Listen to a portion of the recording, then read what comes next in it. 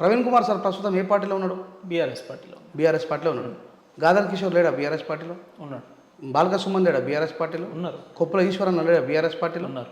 చాలా మంది మాలోళ్ళు ఉన్నారు కదా. అవును. మరి వాళ్ళకి సిగ్గు లేనట్టుగా అర్థం, వాళ్ళకి జాతి మీద స్పృహ లేనట్టుగా అర్థం. ఇలా విశారదన్ మహారాజ్ గారు 4% రిజర్వేషన్ మాత్రమే ఇవ్వాలని చెప్పి ఆయన మాట్లాడుతుంటే అది తప్పు అని చెప్పాల్సిన బాధ్యత ఉందిగా వీళ్ళకు. నేను మాదిగలకు వ్యతిరేకంగా రమ్మలేదే. ఓకే, నీ జాతి తరపున నిలబడు, రాజ్యాంగం యొక్క సంరక్షణ కోసం నిలబడు. ఇలా ఆర్ఎస్ ప్రవీణ్ కుమార్ గారు గ్రేట్ అని చెప్తున్నాను నేను మీ సమక్షంలో. ఓకే, ఎస్, బీఆర్ఎస్ పార్టీలో మాట్లాడేది రాయేష్ గారేనా? రెంజల రాయేష్ ఎప్పుడు నిజమే మాట్లాడతా. ప్రవీణ్ కుమార్ సార్ బీఎస్పీలో ఉన్నప్పుడు ఆయన కోసం నిలబడ్డ వ్యక్తి. ఆయన టీఆర్ఎస్ పోయిన తర్వాత ఒక మాట కూడా నేను మాట్లాడలేదు. అప్పుడు ఆయన మా నాయకుడు, ఇప్పుడు బీఆర్ఎస్ పార్టీ నాయకుడు. బీఆర్ఎస్ పార్టీలో ఉండి కూడా మందకృష్ణ మాదిగన్న మాట కోసం, మాదిగ జాతి కోసం, అది ఏమన్నా కావచ్చు, రాజ్యాంగ విరుద్ధమా రాజ్యాంగ బద్ధమా, కానీ నిలబడాలని చెప్పేసి కలిసి చూసారా, అది గొప్ప విషయం.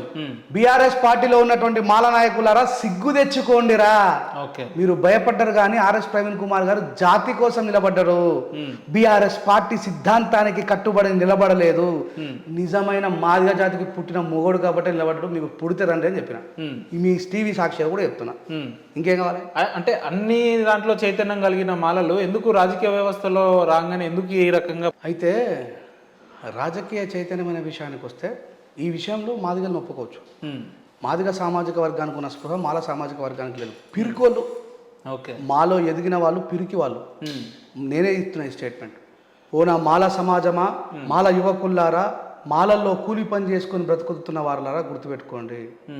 బొజ్జ తారకం, కత్తి పద్మాలలో కూలి పని చేసుకొని బతుకుతున్నారా? ఇప్పటికీ పాపం మహబూబ్నగర్ జిల్లా నుంచి వచ్చి బార్లలో పనిచేసే వాళ్ళు, ఆటో నడుపుకునే వాళ్ళు, ఇద్దరు దాంట్లో ఉన్నారు, అన్నిట్లలో ఉన్నారు. ఉపేందర్ అట్లా అప్పర్ కాస్ట్ లో కూడా ఉంటారు. నాకు ఎప్పుడు రెంజల రాజేష్ సిద్ధాంతం ఒకటే, ఎదిగిన మాలా మాదిగలు ఒకవైపు, ఎదగని మాలా మాదిగలు ఒకవైపు. నేను వీళ్ళ పక్షాన నిలబడతాను. ఓకే, నాకు వీళ్ళతో పని లేదు. వీళ్ళకి నేనంటే ఇష్టం కూడా ఉండదు. ఎదిగిన మాలా మాదిగలకు నేను ప్రశ్నిస్తా కాబట్టి నేనంటే ఇష్టం కూడా ఉండదు వీళ్ళకి. ఇది నిజం చెప్పాలంటే మీరు ముక్కుసూటి మంచి కాబట్టి ఏది పడుతుంది అంతే.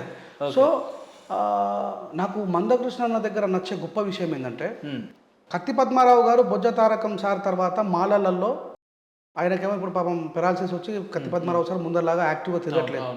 అద్దంకి దయాకరణ తెలంగాణ నుంచి బాగా నిర్మాణమైంది. పార్టీ సిద్ధాంతానికి కట్టుబడి నోట్లకెళ్ళి మాట తీస్తలేడు. దాని గురించి నేను మాట్లాడాను కూడా. సో దాని తర్వాత ఏమైపోయిందంటే మాలల్లో స్వార్థం పెరిగింది. మనకెందుకురా, మనం బ్రతుకుతే చాలు, మనం ఉంటే ఏదేముంది. దీంట్లో మందకృష్ణతో పోల్చుకుంటే కృష్ణన్న ఎంఆర్పిఎస్ ఉద్యమ ఈ మాట మాట్లాడుతుంటే కూడా అవతలకు మండుతూ ఉంటుంది మళ్ళీ. కానీ నిజంగా మాట్లాడాలి. ఆయన నిర్మాణమైంది ఎంఆర్పిఎస్ పేరు మీద అయినప్పటికీ కూడా చాలా జనరల్ ఉద్యమాలు చేసిండు. అందుకే ఆయన అంటే నాకు ఇష్టం. ఈ రోజు కృష్ణన్న బీజేపీ తరఫున మాట్లాడుతున్నాడు కాబట్టి ఇష్టం లేదు తప్ప కృష్ణన్న అంటే నాకు ఇష్టం లేదని కాదు. గూడంజన చనిపోయినాడు. ఈ మాల జాతిలో ఉన్నటువంటి స్వార్థపరులైన కుక్కలను అడుగుతున్నా, మందకృష్ణన్న పోయిన కానీ ఈ కొడుకులు పోయినరా? తెలంగాణ ప్రభుత్వాన్ని నిలదీసినాడు మందకృష్ణన్న. అయ్యా, శ్రీనారాయణ రెడ్డి గారికేమో తెలంగాణ రాష్ట్ర ప్రభుత్వ లాంఛనాలతో సాగు చేస్తావు. పుడితే ఒకటి సత్తే రెండు రాజిగా వరి రాజిగా, ఎత్తుర తెలంగాణ జెండా రాజిగా వరి రాజిగా అని తెలంగాణకి వెన్నుముక్కనే ఇచ్చినటువంటి గూడంజనని అనాథ శవంలా వదిలేసినామని చెప్పి ప్రశ్నించే మొగోడే మందకృష్ణన్న. ఈ మాట మాట్లాడుతూ ఇదేంద్రో. ఎస్, తప్పుని తప్పనే చెప్పాలా, నిజాన్ని నిజమనే చెప్పాలా. రెంజల రాజేష్ ఎప్పుడు ఇట్లనే మాట్లాడతాడా? 100% ఎప్పుడు ఇట్లా అంటే ఎటువంటి రాజకీయ అవకాశాలకు కావచ్చు, రాజకీయ నాయకుడు అయిన తర్వాత కూడా రాజ్యాంగం ఎట్టుంటుందో చూపిస్తా. ఓకే, నేను అసెంబ్లీలో మాట్లాడుతుంటే నువ్వే తర్వాత నన్ను పిలిచి ఇంటర్వ్యూ చేయి, అక్కడ రాజ్యాంగం ఎట్టుంటుందో చూపిస్తా. ఏం తెలిసి రాజేష్ గారు రాజకీయాల్లోకి వస్తారు. ఎస్సీ రిజర్వ్ కాన్సెన్స్ మీద పడతాయి ఈ కొడుకులు ఎవరెవరైతున్నారో ఉండి జాతర కోసం మాట్లాడే 15 రోజుల్లో ఒక ఛానల్లో, ప్రముఖ ఛానల్లో ఇంటర్వ్యూ ఇస్తూ నాకు రాజకీయాలు అవసరం లేదు, నేను ఎంతసేపు సామాజిక సమస్యల మీదనే మాట్లాడిన వ్యక్తి ఈ రోజు రాజకీయాల్లోకి వస్తా, రిజర్వ్డ్ కాన్సెన్స్ లో మాట్లాడుతున్నాడు. నీ సిగ్నేచర్ స్టూడియో క్రాంతి అడిగినప్పుడు నేను రాజకీయాల్లోకి రానని చెప్పిన. ఇయ్యాల నా జాతిని ఒంటరి చేసి నిలబెట్టిండ్రు. రావాల్సిన పరిస్థితి వచ్చింది. నేనే వస్తా, మరి నేనే మాట్లాడుతున్నా. చిన్నపిల్లగానే నేను. మా దాంట్లో గొప్ప గొప్ప ఇంటలెక్చువల్స్ అంతా కూడా కింద మీద మూసుకొని మనకెందుకు రా నాయన ఉన్నారు.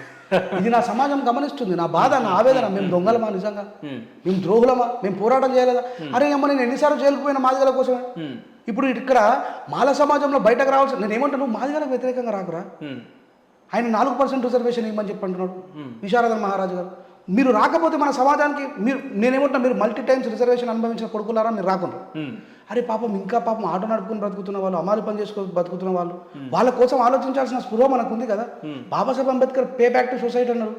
మీరు ఎమ్మెల్యేలు ఎమ్మెల్సీగా అయిపోయి మాకెందుకు రాపోయినా చెప్పి పెద్ద పెద్ద యూనివర్సిటీలలో ప్రొఫెసర్లు చేసుకుంటే సపడాకి ఇంట్లో అంటే మరి ఈ సమాజం కోసం ఎవరు పట్టించుకోవాలా? రెంజాల రాజేషే మాట్లాడుతున్నాడు, దిగంబర్ కామ్లేనే మాట్లాడుతున్నాడు, మందాల భాస్కర్ అన్ననే మాట్లాడుతున్నాడు, ఇంకెవరు మాట్లాడుతున్నాడు? మరి ఎవరు మాట్లాడుతున్నారు? ఈ జనరేషన్ 40 సంవత్సరాల లోపున వాళ్ళం మేము మాట్లాడుతున్నాం, మిగతా ఎవరు వచ్చి మాట్లాడుతున్నారు బయట? నా బాధ అది. అంటే నా సమాజం కోసం ఎవ్వరు మాట్లాడతలేరు. ఇంకో విషయం ఏంటంటే ఇది మాల సమాజం యొక్క పోరాటం కాదు. మళ్ళీ బీజేపీ ప్రభుత్వం ఏదైతే ఉన్నదో రాజ్యాంగానే తొలగించాలనే ఎజెండాలో ఉన్నటువంటి బీజేపీ ప్రభుత్వం 120 కోట్ల మందిని మోసం చేసినటువంటి బీజేపీ గవర్నమెంట్ మా కృష్ణన్నకు, మా మందకృష్ణన్న నడిపిస్తున్న నాయకత్వానికి ఎట్లా న్యాయం చేస్తుందో నాకు అర్థమైతలేదు. అది రాజ్యాంగ విరుద్ధమనే సంగతి ఇప్పుడు అర్థం కాకపోయినా రేపు ఏబిసిడి వర్గీకరణ జరిగిన తర్వాత దేశంలో ఉన్నటువంటి ఎస్సీలంతా కలిసి పోరాటం చేసి సుప్రీంకోర్టులో మళ్ళీ బిల్లు వేసి తుసుక్కు అనిపించిన తర్వాత అప్పుడు అర్థమవుతుంది. అందుకే నేను ఏం మాట్లాడట్లేదు. ఎందుకంటే రాజ్యాంగం తనను తాను రక్షించుకుంటూ ఈ దేశాన్ని రక్షిస్తుంది. అది దానికి ఉన్నటువంటి సౌరభం, అది దాన్ని ఎవరు ఆపలేరు. టీఆర్ఎస్ మన తెలంగాణ కోసం ఎంతమంది అమరులైన కొట్లాడినాం, కానీ ఇమ్మీడియట్ వచ్చి కాగితం మీద రాసి ఇయ్యలేదే. అది పార్లమెంట్లో బిల్లు పెట్టి అయితే ఎస్ అదే చెప్తున్నా. ఈ సుదీర్ఘ పోరాటానికి కూడా ఒక అద్భుతమైన ముగింపు ఉండాలా అని చెప్తున్నా. మేనేజ్ చేస్తే రాదు, మేనేజ్ చేయడం వల్ల రాదు. కృష్ణ నువ్వు ఉపయోగపడకు. నాకు నేను ఒక దళితుడిగా చాలాసార్లు బాధపడ్డా. ఈయన ఇంత పెద్ద పోరాట నాయకుడు, ఎవరెవరో కాలు మొక్కుతున్నాడు, నీకేమవసరం? నువ్వు సక్రమమైనటువంటి పద్ధతిలో పోతే అది కంపల్సరీ జరుగుతుంది. జరగకపోతే మనకు ఈ రాష్ట్ర ప్రభుత్వాన్ని భయపెట్టేంత శక్తి ఉన్నది. 20% ఉన్నాం మనం ఇలా. నువ్వు మాలలో ఉన్న స్వార్థపరులు రాకపోవచ్చు, నాలంటే వస్తా కదా, నేను వస్తా కదా, నేను మాలోనే కదా. నాలాగా ఆలోచించి ఈ జనరేషన్ పిల్లగాను ఎస్ మాల బాధలను కలిసి పోరాటం చేయాల్సిన అవసరం ఉన్నది అని గుర్తెరిగితే వాళ్ళు వస్తారు. స్వార్థపరులు రాకపోవచ్చు. అదే కదా నేను చెప్తుంది.